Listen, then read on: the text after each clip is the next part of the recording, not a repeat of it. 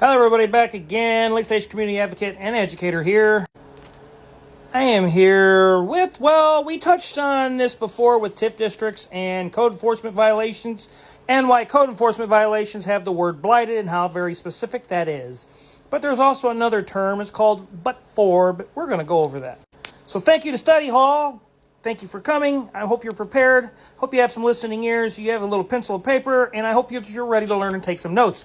Because there's probably going to be a 2 or a 3 part on TIF, and it's going to be hopefully pretty informative, and I hope that you see your community administrators and how business is being done and why we're being stacked with so much debt. And again, like I've said, TIF districts have that funny redevelopment word of blighted and things like that. And it seems like TIF districts seem like a very great enticement for alluring municipalities to promote,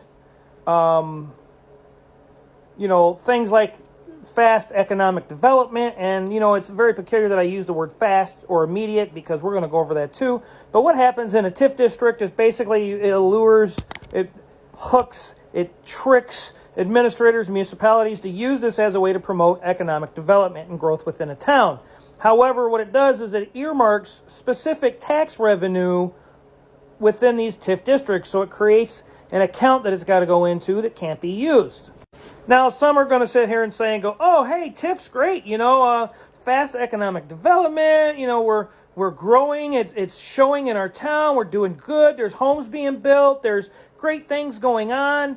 Our leadership, they're doing so wonderful, and a lot of other illiterate supportive assumptions and comments usually come through your mind. Now, by the time I get done, I surely hope that you question your administrator's abilities, and I hope you compare why we're having so many issues with finances in our town. Now, like I said, remember the word blighted and the word underdeveloped. A lot of code enforcement violations will have blighted on their violations, and it's proven to the state, the county, and the state that is underdeveloped. But let's just keep going.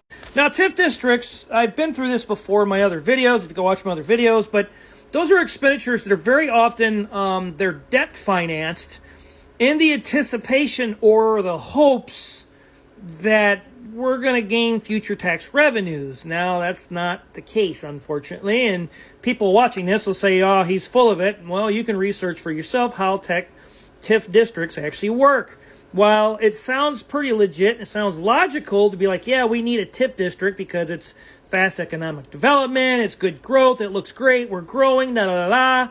But it's under the assumption of, we sure hope this works because otherwise we're screwed. TIF districts incentivize the developers in those certain areas that are subsidizing. So these areas, they get a portion of the developmental cost, right? So that somebody is making money somewhere. The subsidies also may help for some upfront costs for private development or associated infrastructures, but that's not always the case. And as we get into the next video or so, or then some, you're going to find out why. But cities will take TIF districts. They will sell these bonds to investors.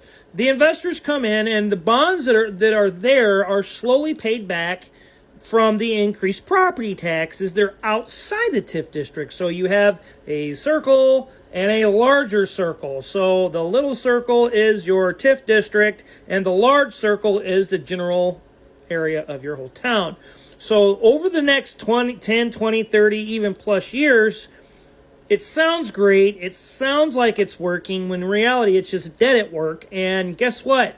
We burden our children, our grandchildren, and maybe even our grandchildren with this debt.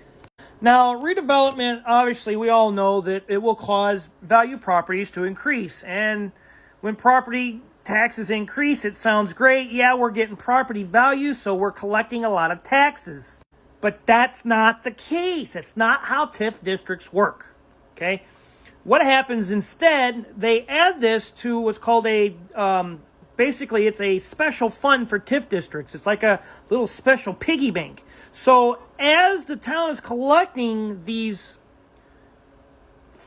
paybacks, right, from taxes, it has to go into that little TIF piggy bank. You can't touch that until the bonds on that TIF are completely paid off. And again, that could be 20, 30, 40 years down the road. And yes, while it seems like, ooh, we got fast development, though, it's so great. We're burdening our children, our grandchildren, and future generations with a whole lot of debt.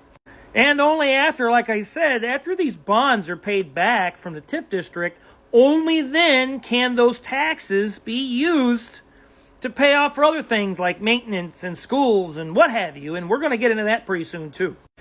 Now, what's really peculiar about TIF districts is it's sold as a great marketing tool for development. Like I said, it's fast.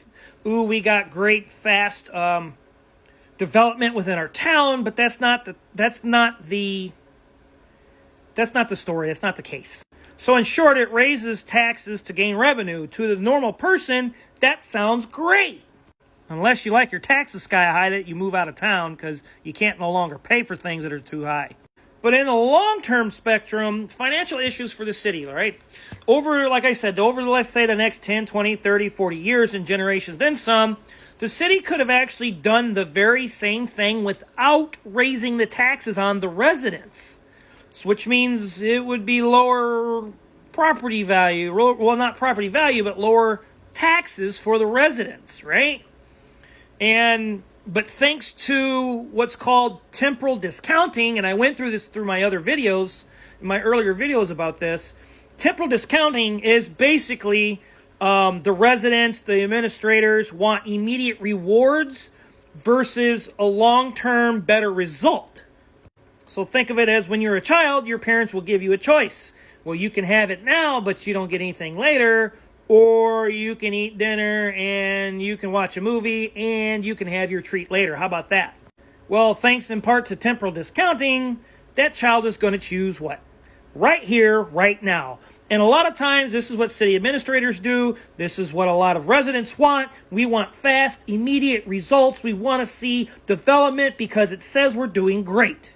But again, it's not, especially within TIF districts. So remember, it's called temporal discounting. So go do your homework on what blighted and TIF districts are, what underdeveloped means, and how it concerns within a TIF district, and what the but for means. And remember, temporal discounting, it's immediate rewards versus long-term outcomes and results. And we all know the long-term results work out a whole lot better. But it's kind of time to question a couple things. So first thing is local governments do not have the ability to promise, to guarantee, or the success of future projects because of TIF. It doesn't necessarily grant them the tax money and the tax funds that they believe it's going to give them in the long run. So it's really just some bullshit term, right, to sell to residents so they hope they get continued votes and continue to sit in their seats as administrators oftentimes. The second thing is after the city administrators want fast changes, right? They always try to portray it as strong, positive developments, but on a more serious level, it takes on a serious amount of debt, and it takes away debts from generations, not just like here and now. It takes away generations for our children, our grandchildren, our great-grandchildren, and then some. And that's why, unfortunately, a lot of times we're in these predicaments because people just don't know how to fix it. So on your bus ride home today, I want you to think about what we spoke about, some of the things. You can find this for yourself. This is part 1 of TIF District. I hope you stay with me and you watch part 2 of TIF Districts because we're going to go through a little bit more of a mechanism and a little bit more in depth of some things that really do kind of in that little gearbox of TIF District fun and the deception of it. So I'm the Lake Station Community Advocate and Educator. Find me on Lake Station Strong Towns Collective on Facebook, Lake Station Strong Local Conversations on Facebook as well. Obviously, if you're watching me, I'm here. Try to demand some integrity, some accountability, some transparency from your city administrators. Try to challenge them, challenge the status quo too, observe your community in a new way, and please don't take your administrator's word. Please do the research for yourselves. You will find that things aren't what they really seem when there's immediate and fast development. There's always debt up on debt. Stay with me.